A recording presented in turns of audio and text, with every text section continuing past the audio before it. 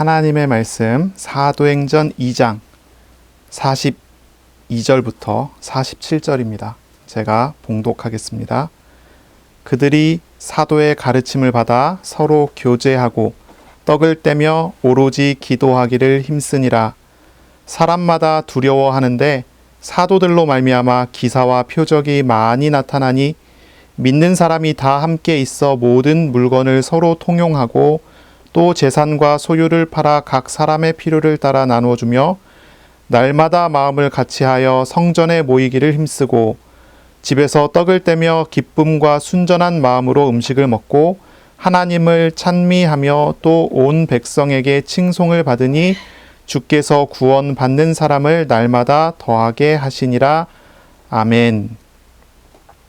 오늘은 사도행전 2장 42절부터 47절입니다.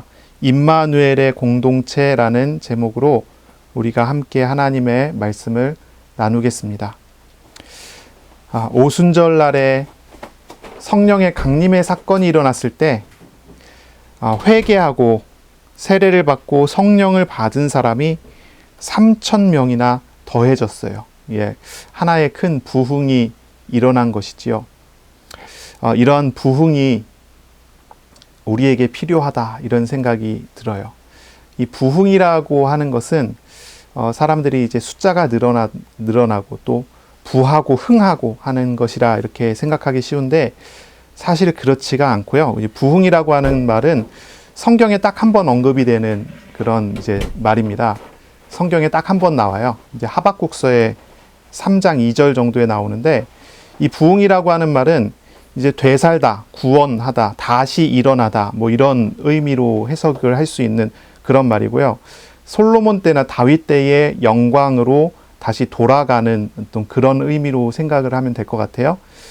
특히나 이제 하박국서에서 이야기하는 부흥이라고 하는 그런 말은 어떤 의미가 되냐면은 완전히 다 버려지고 완전히 다 갈아엎어버리고 새롭게 시작되어지는 것을 두고서 부흥이라고 불러요. 그래서 인간적이고 육신적이고 모든 욕심과 이런 것들은 다 버려지게 되는, 우상적인 것들 다 버려지게 되고 오직 하나님, 오직 믿음으로 새롭게 시작되는 것을 부흥이라고 부른다라는 거죠. 이런 부흥이 우리에게 필요합니다. 왜 이런 부흥이 있어야 할까요? 왜냐하면 이 시대가 그리고 우리의 삶이 이미 종말의 시대이고 종말이 이미 와 있고 종말이 오고 있는 시기이기 때문이죠. 갑작스러운 죽음의 소식, 질병과 전쟁과 문제와 시험들이 와 있어요. 지진에 대한 이야기들이 들리고 있고요. 피할 수 없는 시간들은 이미 우리의 삶에, 우리의 현실에 다 와 있습니다. 종말이 우리의 개인과 우리의 가정과 교회와 세계에 다 와 있어요. 이런 소식은 계속 들려오고 있고 계속 되고 있는 그런 시기입니다. 우리는 우리의 시간을 자랑할 수가 없어요. 이미 마지막 때가 왔기 때문이고요. 마지막 때가 왔기 때문이고 언제 이런 시간이 지나가서 다시 기회가 이 기회가 다시는 이제 없을 수 있기 때문이기도 하고요. 이런 부흥의 기회가 다시 없습니다. 지금이 은혜 받을 만한 때이기 때문이죠. 부흥은 지금 필요합니다. 하나님께서는 때가 참에 성령을 주셨습니다. 때가 참에 우리에게 성령을 주셨어요. 그리고 회개와 참된 부흥을 우리에게 주고자 하세요. 오늘 우리에게 이 말씀을 주시는 것은 우리에게 참된 부흥을 주시고자 하는 그런 목적 때문인 것입니다. 우리에게 참된 회개를 일으키고 우리를 이제 새로운 시작으로, 새로운 은혜로 이끌어 가고자 하는 그런 목적을 가지고 계시기 때문에 우리에게 이런 말씀을 주시는 거예요. 그래서 우리의 삶을 새롭게 시작하기 원하시는 것입니다. 우리의 가정을, 우리의 삶을 이제 회복하여 주시기를 원하시는 것입니다. 그것이 부흥이라는 것이죠. 하박국은 이런 이야기를 합니다. 하박국 3장 2절에 여호와여 내가 주께 대한 소문을 듣고 놀랐습니다. 여호와여 주는 주의 일을 이 수년 내에 부흥하게 하옵소서. 이 수년 내에 나타내시옵소서. 진노 중에라도 긍휼을 잊지 마옵소서. 이렇게 이야기해요. 이 하박국서라고 하는 이 성경은요, 신정론의 질문을 하는 그런 성경입니다. 신정론이라고 하는 것은 하나님이 정론, 뭐냐면은 이제 바르시냐라고 하는 그런 그 신학적인 용어예요. 하나님이 과연 바르시냐? 바를 정자를 써요. 신정론 이런데 이거 어떤 얘기냐면, 왜 하나님께서는 악인들은 잘 되는데 놔두시고 의인들은 어려운데 또 놔두시냐라고 하는 데서 시작되는 질문이에요. 악한 자는 하나님께서 빨리 심판하셔야 되고 또 의인들은 하나님께서 빨리 도와주셔야 되는데 왜 하나님께서 그렇게 하지 않으시고 악한 자도 그냥 내버려 두시고 또 의인들도 또 그냥 내버려 두시냐 이거죠. 의인들이 어려운데, 그리고 악한 자들은 잘 되는데 의인들은 악한 자들 때문에 어려움을 당하는데 왜 하나님께서는 그대로 내버려 두시냐라고 질문을 하는 거예요. 그랬더니 하나님께서는 이 하박국에게 대답을 하셔요. 하나님의 대답은 무엇입니까? 이렇게 대답하십니다. 하나님께서 심판하실 거래요. 하나님께서 악한 자들을 들어서 의롭다라고 이야기하는 이스라엘을 심판하실 거래요. 왜 그러냐면 이스라엘이 의롭지 않기 때문이래요. 이스라엘이 죄인들이기 때문이에요. 그리고 또 그 북방 민족도 하나님께서 심판하실 거래요. 왜냐하면 그들을 죄인들이기 때문이죠. 하나님은 다 심판하실 거라고 얘기해요. 이스라엘도 심판하고 이방인도 다 심판하실 것입니다. 왜냐하면 다 죄인이기 때문이고 다 우상을 따르기 때문이에요. 그렇지 않은 이들은 하나도 없기 때문이에요. 이스라엘이 의롭다고 이야기하고 이스라엘이 하나님의 자녀라고 이야기하고 이스라엘이 자신들은 괜찮다고 이야기하지만 전혀 다를 바가 없다는 것이죠. 그것을 하나님께서 하박국에 이야기하는 거예요. 우리는 저들보다 낫지 않습니까? 라고 질문하지만 하나님의 대답은 그렇지 않다는 것이죠. 그러나 하나님은 말씀하십니다. 하박국서 2장 4절에 아주 유명한 구절이죠. 보라, 그의 마음은 교만하며 그 속에서 정직하지 못하나 의인은 그의 믿음으로 말미암아 살리라. 이렇게 말씀하세요. 그러나 의인은 그의 믿음으로 말미암아 살리라. 모두가 다 의롭지 않습니다. 모두가 다 의롭지 않아요. 모두 교만하고 정직하지 못합니다. 모두 다 구원을 얻을 만한 사람은 단 한 명도 없습니다. 이스라엘이 구원을 얻을 만한 사람이 없어요. 이방 민족도 마찬가지입니다. 사람들은 사실 다 도토리 키재기를 하고 있는 거죠. 우리는 좀 더 낫고 저 사람들은 더 못하고, 하나님, 저 사람은 왜 저렇고 우리는 왜 이렇습니까? 라고 질문하는 그 자체가 하나님 앞에서, 하나님의 기준 앞에서는 다 맞지 않았던 거죠. 하나님께서 보셨을 때는 다 구원할 수 없는 사람들이었던 거예요. 하나님은 하박국 선지자에게 한 가지 가르친 것입니다. 구원의 길을 이야기하는 거죠. 구원의 비밀을 이야기하는 거죠. 그러니 다시 한번 생각해 보세요. 하박국 선지자가 하는 말, 부흥케 하소서라고 하는 말은 무슨 의미일까요?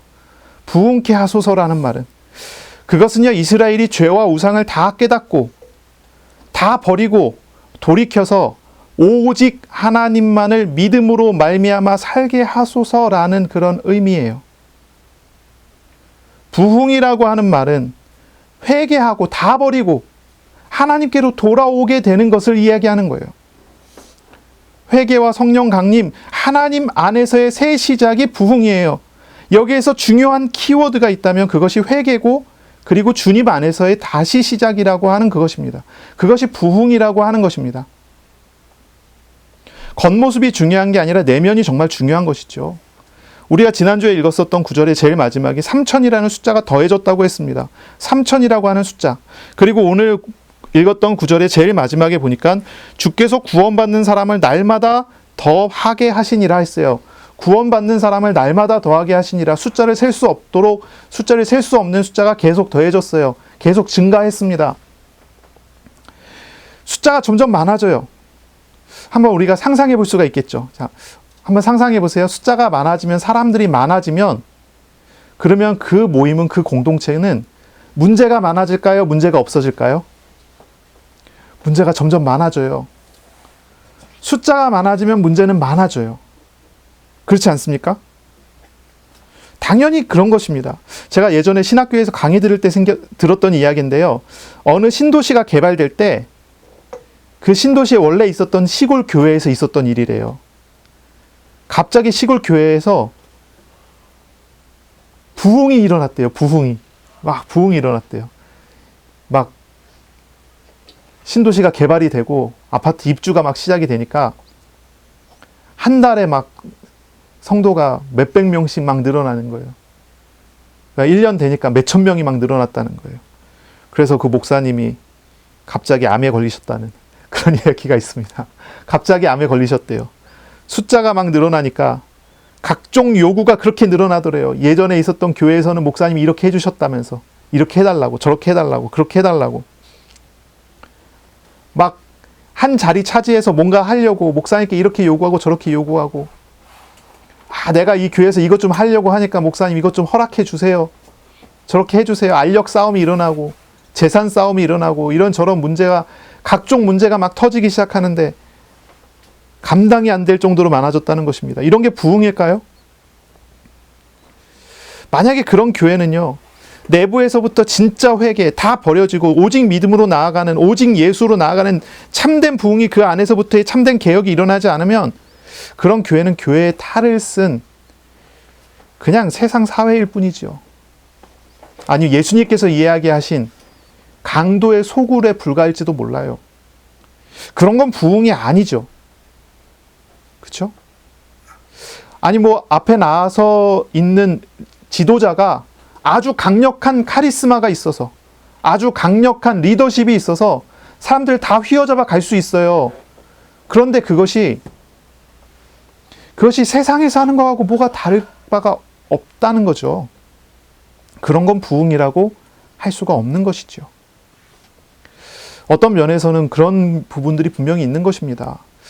어떤 목사님이 은퇴를 하고 후임 목사님을 세웁니다. 그러면은 후임 목사님이 오면은 교회가 아름답게 더 성장을 해야 되는 거예요. 그렇죠?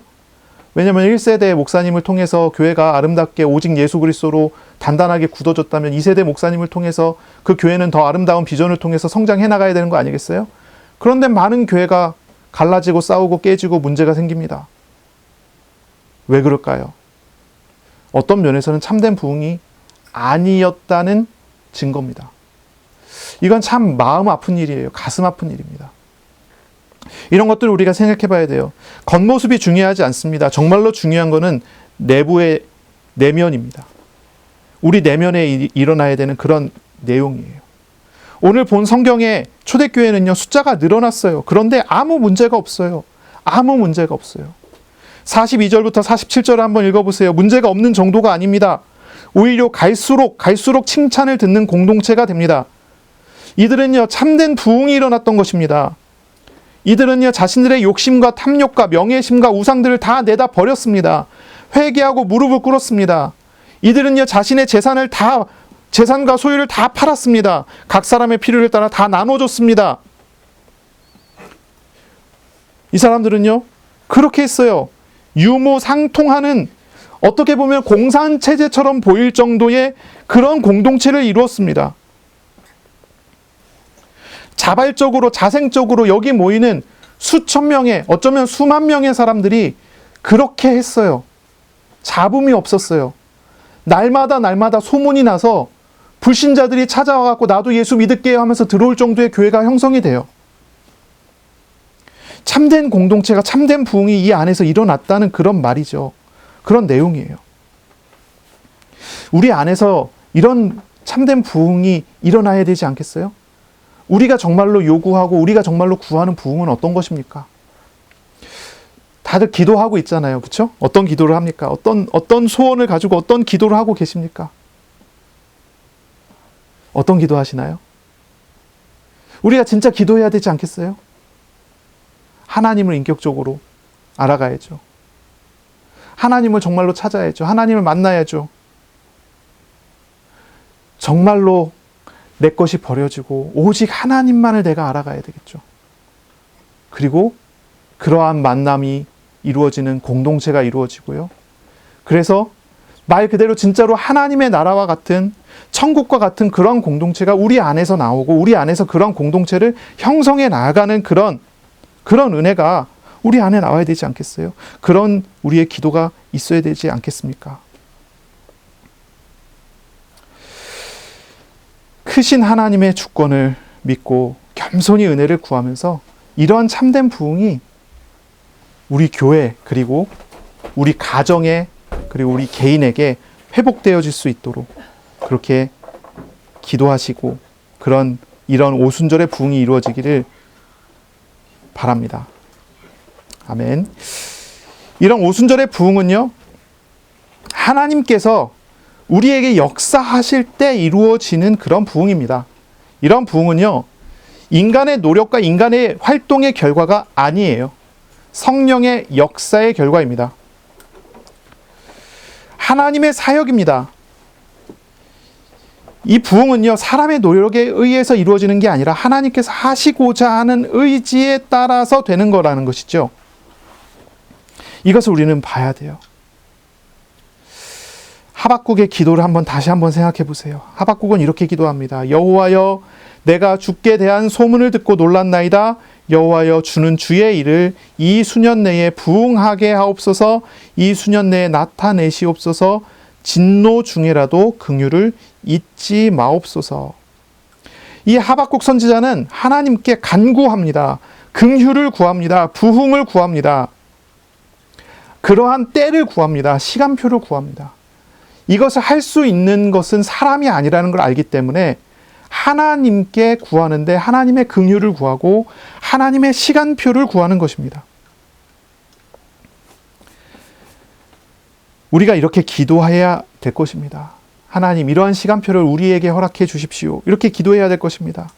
하나님, 우리를 이렇게 불쌍히 여겨주셔서 우리를 이렇게 인도해 주십시오라고 기도해야 될 것입니다. 가정과 직장과 현장과 교회를 이렇게 불쌍히 여겨주셔서 불신앙과 죄에서의 참된 돌이킴을, 구원을 허락해 주십시오라고 기도해야 할 것입니다.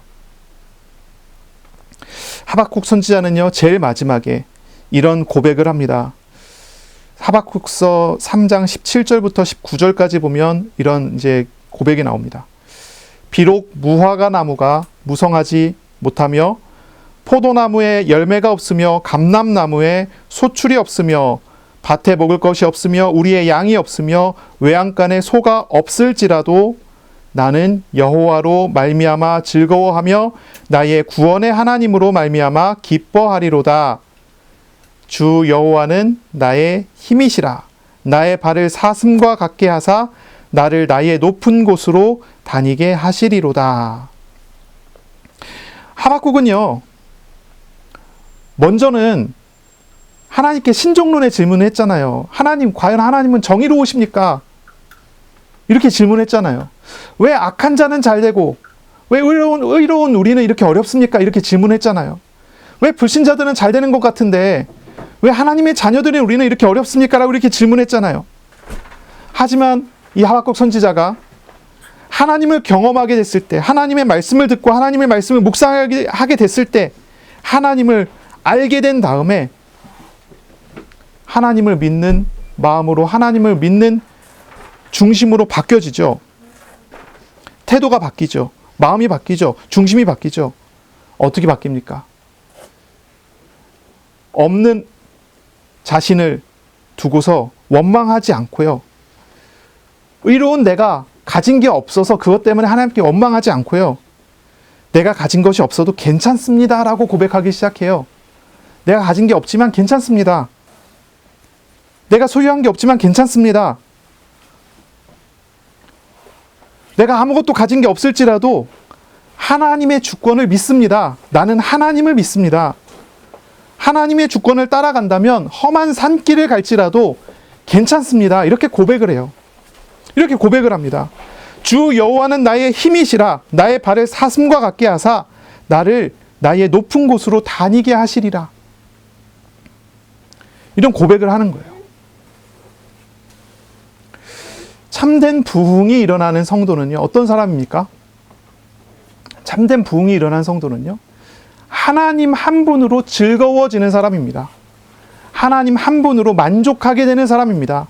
하나님 한 분으로 충만하게 되는 그런 사람입니다.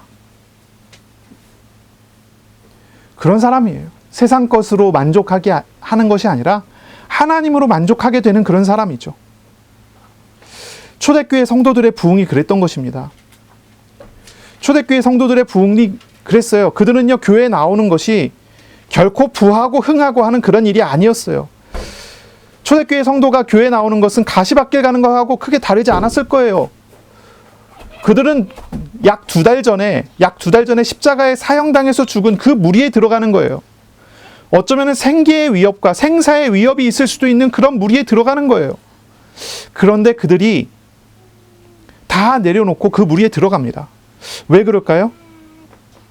그들이 만난 하나님으로 인한 것입니다. 세상의 어떤 왕보다도 더 위대하신, 온 세계와 우주를 통치하시는 하나님을, 예수님을 주님으로 모셨기 때문에, 만났기 때문에 그 길을 갈 수 있게 되는 거예요. 그 길을 가게 되는 거예요. 겸손히 주님을 따르게 되는 거예요. 참된 부흥이 그 안에서 나타나게 된 것입니다. 육신적인 것을 내려놨습니다. 그리고 이들은요, 영적인 실제를, 육신적인 어떤 것보다도 훨씬 더 크고, 육신적인 어떤 것보다도 훨씬 더 영광스러운 하나님을 소유하고 만나고 함께하는 사람이 된 것입니다. 하나님의 보호와 하나님의 함께하심을 따라가는 그런 사람이 된 것이죠. 그랬더니 어떻게 됐습니까? 43절의 일들이 나타납니다. 43절 한번 보겠습니다. 사람마다 두려워하는데 사도들로 말미암아 기사와 표적이 많이 나타나니 했습니다. 자, 이건 이제 순서의 차이가 있는데요. 제가 번역서들을 쭉 찾아보니까 이거는 번역이 두 종류로 번역이 돼요. 어떻게 이제 번역이 되냐면, 한 종류는 이렇게 번역이 돼요. 하나님께서 그들에게 두려움을 주셨다. 그리고 사도들을 통해서 기사와 표적이 나타났다. 이렇게 번역을 하기도 하고, 반대로 번역을 합니다. 사도들을 통해서 기사와 표적이 많이 나타나서 사람들이 하나님을 두려워하기 시작했다. 이렇게도 번역이 돼요. 두 종류 다 번역이 가능한 것 같아요. 어쨌든 이제 두 종류 다 번역이 가능한데, 이 두려움이 누구에 대한 두려움입니까? 누구에 대한 두려움이죠? 하나님에 대한 두려움입니다. 하나님에 대한 두려움이에요. 그리고 기사와 표적은, 사도들을 통해 나타난 기사와 표적은 하나님이 행하시는 일입니다. 이 두 가지의 일들을 이야기를 하는 거예요. 사람들이 참된 부흥을 경험하고 세상의 것과 육신적인 것들을 내려놓고 회개하고 돌이켜 하나님께로 나온 이 사람들은 하나님을 경험하기 시작합니다. 하나님을 체험하기 시작합니다. 사도들을 통해서 하나님께서 나타내시는 기사와 표적들을 경험하기 시작합니다. 그리고 이들은요, 하나님을 경험하니 하나님에 대한 감정, 두려움과, 그리고 또 존경이라고 하는, 이게 뭐죠? 경외라고 하는 거죠. 경외. 이 감정이 나타납니다. 자, 하나님에 대한 감정이라고 한다면 이 두 가지를 우리는 생각을 해야 돼요. 경외라고 하는 감정 되게 중요하거든요. 우리가 보통 사람들에게 하나님에 대해서 이야기할 때 하나님에 대해 어떤 감정이 있습니까? 이렇게 질문하면 어떤 감정이 있나요? 요즘 들어갖고 많은 사람들이 하나님에 대해서 이야기를 들으면요, 거의 하나님에 대해서는 사랑의 감정만 생각을 하는데요, 두려움의 감정이 있어야 돼요. 두려움의 감정이 있어야 돼요. 왜냐하면 하나님은 공의로우신 하나님이기 때문이죠. 그리고 또 사랑의 감정이 있어야 돼요. 왜냐하면 이 두 가지가 하나님의 속성이고요, 하나님의 성품이에요. 그래서 여호와를 경외하는 것이 모든 지혜의 근본이에요. 여호와를 경외하는 것이 모든 지식의 근본이에요. 하나님께서 이스라엘에게 나타나셨을 때 이스라엘은 하나님을 두려워했어요. 그리고 존경했어요. 그리고 그 사랑으로 인해서 감사했어요. 이것이 하나님에 대한 바른 감정이에요. 바로 이 오순절에 성령을 받은 사람이 회개하고 참된 부흥이 일어나서 하나님과 동행하게 됐을 때 하나님을 경험하게 됐을 때 얻었던 감정이 이런 감정이라는 거죠. 만약에 이러한 두려움과 경외함이 그리고 하나님에 대한 이 감사와 사랑이 우리에게 일어나고 느껴지지 않는다면 우리는 조금 점검해 봐야 돼요. 내가 하나님을 온전히 알아가지 못할 수도 있겠구나. 이렇게 생각을 할 수 있어야 돼요. 어쨌든 이런 일들이 여기서 나타나는 거예요. 이 사람들은 세상의 것들을 다 내려놓고 다 버리고 하나님을 따라가기 시작을 했더니 이 사람들은 하나님을 경험합니다. 하나님을 체험합니다. 세상보다도 더 크신 하나님을 봅니다. 세상이 주는 것과 비교할 수 없는 것을 경험하기 시작합니다. 세상은 우리에게 위안을 줄 수 있습니다. 우리에게 세상은 잠깐의 위로를 줄 수 있습니다. 세상은 우리에게 잠깐의 쾌락을 줄 수 있습니다. 그러나 하나님께서 주시는 평안과 하나님께서 주시는 행복이라는 것과는 질이 다르죠. 달라요. 하나님을 경험하기 시작하는 사람들은 달라지기 시작합니다. 달라지기 시작해요. 참된 부흥이 일어나니까요. 이 사람들은요, 더 하나님을 알아가기 시작하니까요, 이 부흥과 이 은혜가 지속되기 시작을 합니다. 잠깐 은혜 받았고, 잠깐 충격받아갖고, 내가 하나님 따라가겠습니다.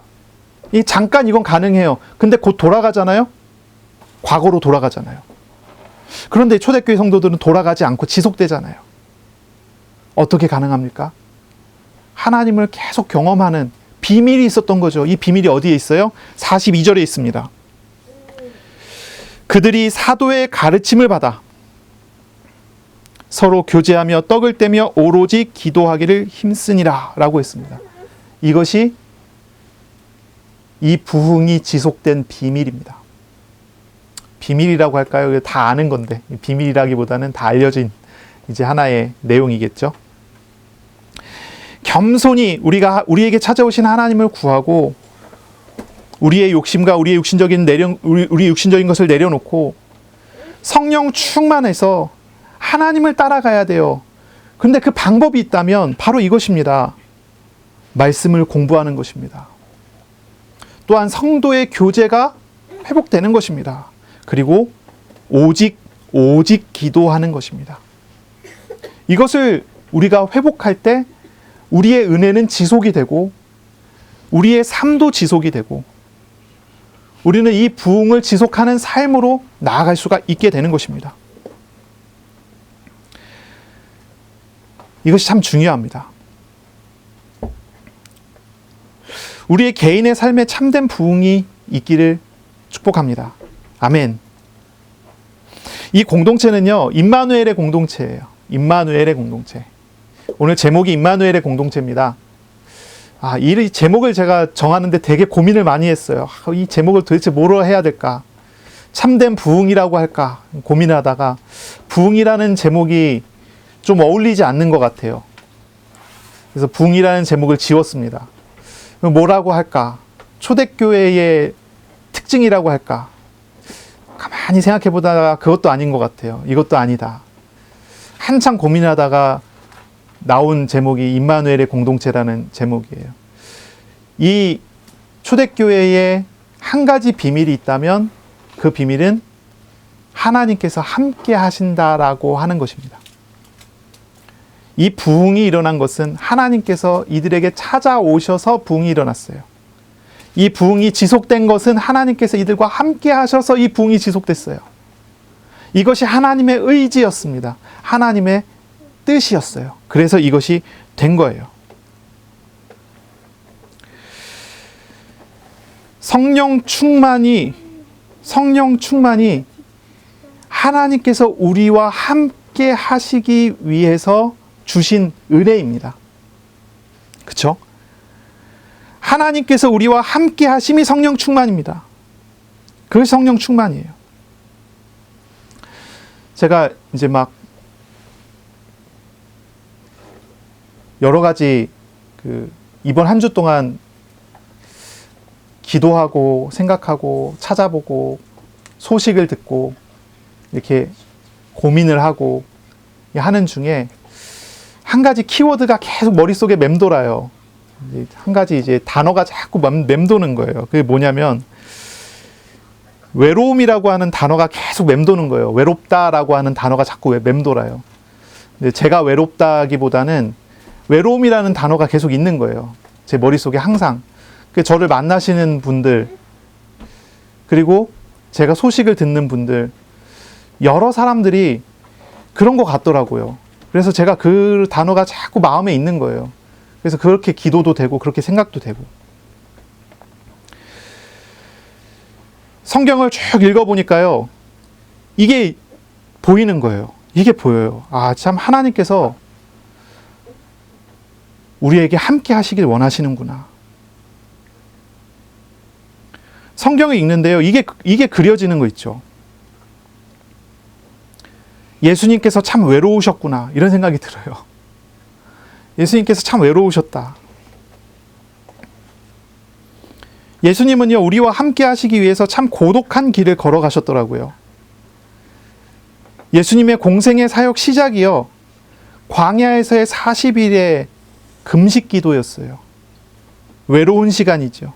혼자서 금식하는, 배고프고 유혹을 받는 시간이에요. 누구의 위로도 없는 홀로 있는 그런 시간이었죠.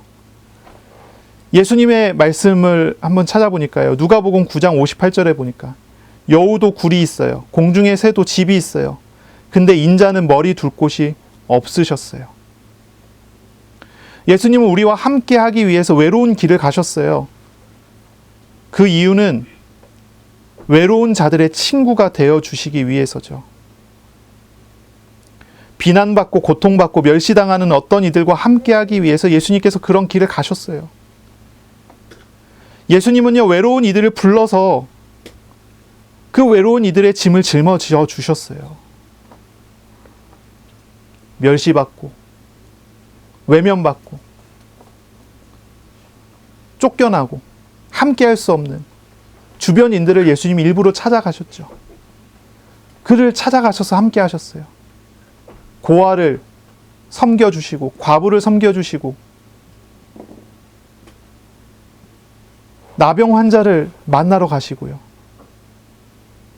38년 된 병자, 아무도 찾지 않는 그런 사람을 일부러 만나러 찾아가시고, 이방 여인을 찾으러 가시고,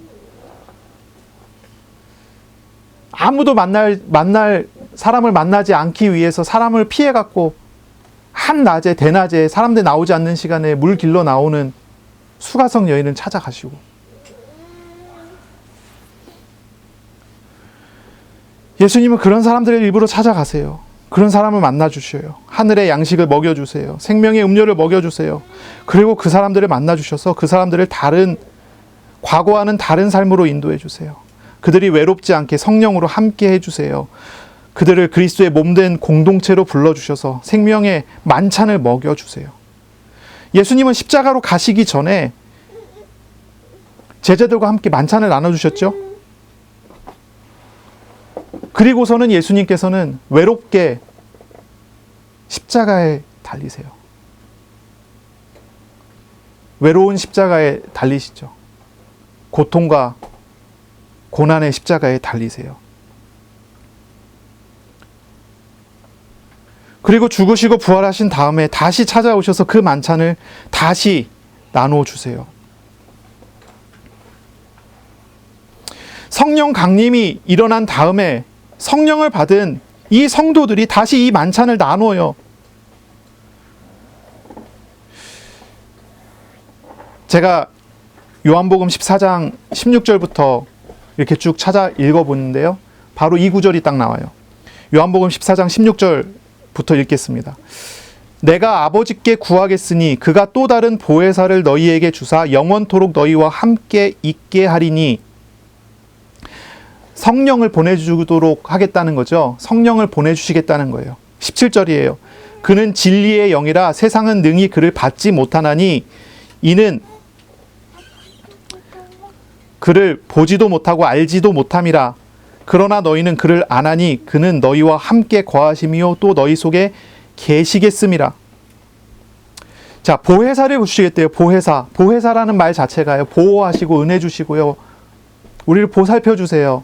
우리와 함께 하세요. 우리의 상담자가 되세요. 성령을 주시는데요. 그 성령의 별명은요, 우리와 함께해서 우리를 보살펴 주시는 분이세요. 우리의 상담자가 되시는 분이세요. 카운셀러예요. 성령은요, 우리와 함께 하세요. 18절에 내가 너희를 고아와 같이 버려두지 않고 너희에게로 오리라. 성령을 보내주실 것을 약속하시는데요. 성령이 오시는 것, 그 자체가, 그 이유가 뭐냐면요, 함께 하시기 위해서예요. 고아처럼 외롭게 버려두지 않기 위해서 성령을 보내어 주시겠다라고 하는 거예요. 그래서 그 성령께서 오셔서 함께 하시겠다는 거예요. 함께 한다. 성령께서 함께 해요. 외롭지 않게 하겠다. 같이 먹고, 같이 마시고, 위로해주고, 동행해주고, 함께 하겠다. 예수님의 사역이 그래요. 우리와 함께 하시기 위해서 바로 그 사역을, 그 일을 우리에게 이루신다라고 하는 거예요. 우리와 함께 하시기 위해서 고난을 당하시고, 우리와 함께 하시기 위해서 외로운 길을 가셨어요. 우리와 함께 하시기 위해서 그 외로움을 다 짊어지셨어요. 우리의 고난과 고통을 다 짊어지셨어요. 그리고 우리를 부르시고 우리에게 은혜 내려주시는 거예요. 그러므로 이 초대교회 자체가 그래요. 이 초대교회는요, 임마누엘의 공동체예요. 함께하기 위한 공동체예요. 함께하는 공동체예요. 이 공동체에서 하나님을 빼면 이건 공동체가, 바른 공동체가 아닌 거예요. 하나님이 없으면, 하나님이 빠지시면, 성령께서 없으면 이거는 바른 역할을 할 수도 없고 바른 일을 할 수가 없는 공동체가 되죠. 하나님이 계시면 이건 바른 일을 할 수가 있어요.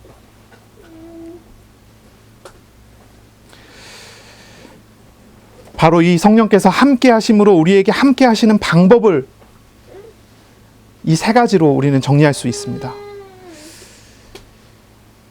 말씀 공부, 성도의 교제, 그리고 기도라고 하는 거죠. 성령님께서 말씀으로 초대교회 성도들과 함께 하셨습니다.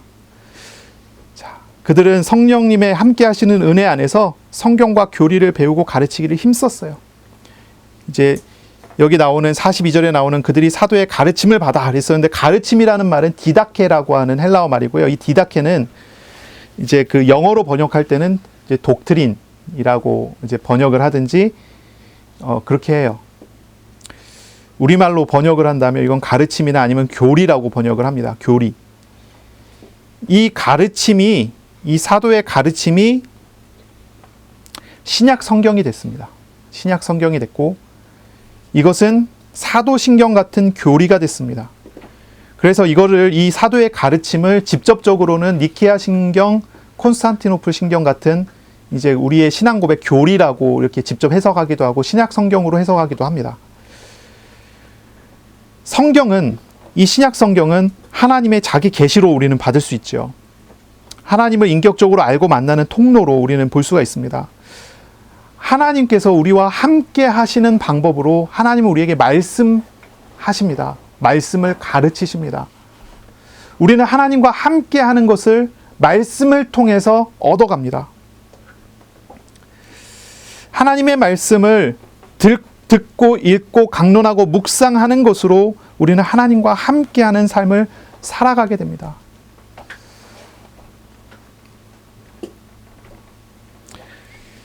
두 번째죠. 이 초대교회 성도들은요, 서로 교제하며 떡을 뗐습니다. 이 성도의 교제라고 하는데요. 이 성도의 교제에 있어서 가장 중요한 것은 말씀을 따라 성도의 교제가 돼야 되는 것입니다. 이 말씀이 빠지면 성도의 교제가 되지 않습니다. 말씀을 따라 성도의 교제가 돼야 합니다. 이 성도의 교제는 말씀을 따라 되어져야 되고, 말씀을 따라 되는 성도의 교제는 이웃 사랑으로 연결되는 그런 내용입니다. 나 혼자 하는 좋은 신앙이란 존재하지 않습니다. 혼자 살 수 있는 사람은 아무도 없고 하나님은 사람을 그렇게 인도하시지 않습니다. 하나님은 말씀을 주시고 그 말씀 안에서 각자의 은사대로 협력하여 하나님과 함께 하도록 사람을 이끌어가고 만들어 가십니다. 그래서 혼자 말씀 듣고 혼자 말씀 묵상하고 혼자 응답받고 그런 경우는 아주 특수한 경우 외에는 거의 없다고 보시면 되겠습니다. 말씀을 듣고 기도하면서 하나님의 인도를 받다 보면 하나님께서 현장에서 그런 만남과 은혜와 인도하심을 허락하셔서 현장에서 하나님의 일을 하나님의 교회 안에서 이루어 가도록 하십니다. 그래서 언제나 하나님의 말씀은 공동체에게 선포가 되고 그 공동체 안에서 개인에게 하나님께서 이끌어가는 은혜로 진행이 되게 하십니다. 그렇기 때문에 이 성도의 교제를 위해서 우리가 또한 기도해야 되겠죠. 영적으로 기도가 잘 통하는 그런 좋은 만남이 이루어지도록 그렇게 또 우리가 만남을 놓고서도 기도하고요. 그런 만남이 이루어지도록 해야 될 것입니다. 그래서 그런 만남의 축복이 우리에게 있어야 되겠죠. 또 성도의 교제를 한다면 우리가 언제나 생각할 만한 것이 어떤 게 있냐면은 좀 문제가 있는 사람이 있어요. 그렇죠? 문제가 있는 사람 때문에 시험되는 사람이 있어요. 문제가 있는 사람, 시험되는 사람. 성도의 교제가 돼야 되는데 걸림돌이 있는 사람이 있어요. 그런 경우 어떻게 합니까? 그러면요, 말씀 안에서요, 그 사람을 말씀 안에서 잘 보세요. 그러면 하나님께서 적당히 하나님의 영광을 위해서 그 사람을 어떻게 사용하시는지를 또 볼 수가 있습니다. 합력하여 하나님이 만들어 가시는 일들이 나타나게 되죠. 그리고 세 번째, 기도가 되는 것입니다. 기도하는 것입니다. 오로지 기도에 힘쓰는 것입니다. 많은 사람이 모이면 일이 많아지죠. 하지만 이 초대교회 성도들은요, 말씀을 따라 함께 모여 교제하고 모였을 때 함께 기도했습니다. 기도하는 것입니다. 하나님께서 나타나시고 일하시고 역사하심을 구했고 또 그렇게 일이 나타나게 되죠. 이것이 됐을 때 이런 은혜와 이런 부흥은 지속이 되기 시작을 했고요. 이런 은혜와 이런 역사들이 나타나기 시작했습니다. 이제 어떤 경우는 사람들이 이렇게 얘기를 할 때가 있어요. 이 초대교회 공동체를 보고 이런 공동체를 만들자. 이런 사람들이 있어요. 그래서 실제로 어떤 사람들이 이런 공동체를 만들자고 하고 이런 공동체를 만들려고 막 그런 도전을 하기도 하죠. 그래서 어떤 지역에 땅을 사갖고 이런 공동체를 만들기 위해서 나가서 막 사람들 보고 다 재산 다 내놓으라고 하고 막 이런 일들이 있어요. 그런 뭐 뉴스나 이런 것도 본 적 있으시죠? 그런 경우는 뭐라고 해야 될까요? 좀 뭐랄까요? 성경적이지 않다고 생각하시면 될 것 같아요. 왜냐면은 맞지 않아요. 맞지 않다고 생각하시면 돼요. 이 초대교회 공동체의 어떤 이런 부분은 하나님의 나라의 모형으로서 아름다운 한 모델이기는 하지만 반드시 그래야 되는 모형은 아니에요. 반드시 그래야 되는 모형은 아니에요. 이런 초대교회의 이 뭐랄까요? 자기의 모든 재산을 다 내어놓고 하는 이렇게 공산체제처럼 보이는 이런 공동체도 있지만 전혀 다른 형태의 또 아름다운 하나님의 나라의 공동체의 다른 모델도 많이 존재합니다. 그러니까 이 유무상통하는 이 공산체제처럼 보이는 이런 모델은 주님의 명령은 아니에요. 그냥 자생적으로 이런 공동체가 가능하기는 하지만 이런 공동체를 만들자고 누가 주장해갖고 이끌고 간다면 그건 잘못 이해한 것일 가능성이 아주 많고 이걸 이렇게 주장해서 선동한다면 그런 경우는 아마 사기꾼일 가능성이 아주 많아요. 옳지가 않아요.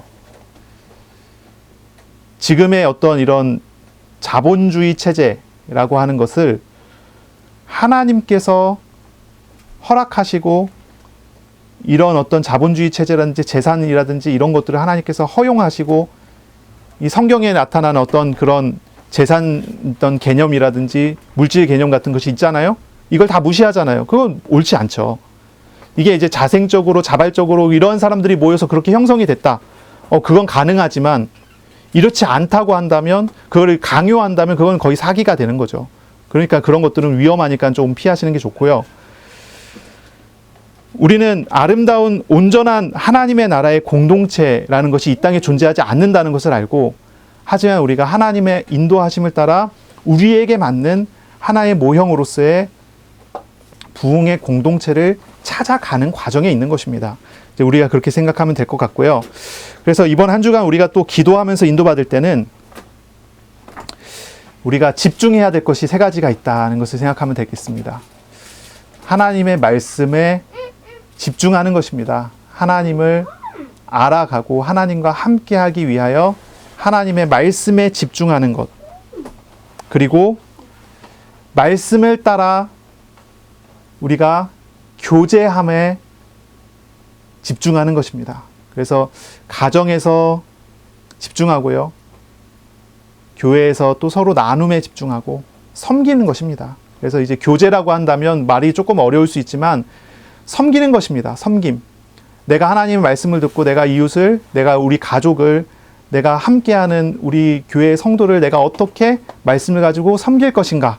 가까이는 내가 우리 교회 성도를 위해서 이렇게 기도하겠다부터 시작을 하면 되겠습니다. 그렇게 섬기는 것입니다. 기도하고 말씀 따라서 그를 위해서 이렇게 기도해 주는 것부터 시작하는 것입니다. 이렇게 섬기는 것으로 교제하고, 그리고 육신적인 것을 가지고 달려가는 것이 아니라 오로지 기도함으로 하나님 앞에 나아가는 그러한 시간을 이번 한 주간 도전하시고 인도받으시면 되겠습니다. 말씀을 묵상하세요. 모든 죄와 우상에서 돌이켜 오직 예수님만을 따르는 그런 삶을, 복된 삶을 사시는 한 주간이 되시기를 바랍니다. 예수님과 깊은 교제를 나누는 시간 되시기를 바랍니다. 삶의 자리의 현장 속에서 복음과 공동체와 그리고 영혼 구원을 위한 좋은 만남의 축복을 달라고 기도하시기를 바랍니다. 기도하겠습니다. 하나님 감사합니다. 오늘 우리에게 말씀하시고 우리와 함께 하시니 감사합니다. 우리에게 오셔서 우리와 함께 하여 주셔서 우리를 아름다운 하나님의 나라의 공동체로 세워주셔서 감사합니다. 우리가 있는 삶의 자리마다 이제 하나님의 나라의 아름다운 모습으로 세워가시기를 소망합니다. 주님 복내려 주옵소서.